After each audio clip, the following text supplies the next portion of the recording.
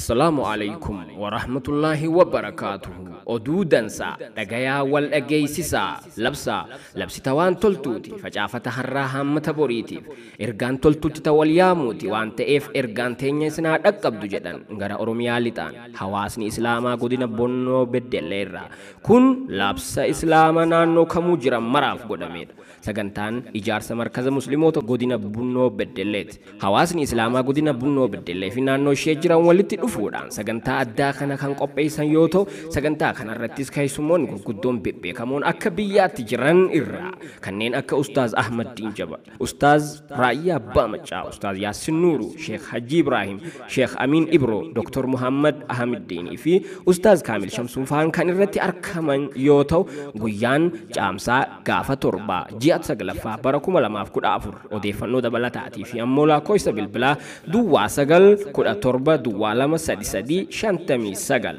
nama mana rabbii ijaareef rabbi ammoo jannata keessatti mana isaa ijaaraa jedhan kana waan ta'eefuugaa hootaa nutilleen waliin taane mana rabbii haa ijaarru jenna.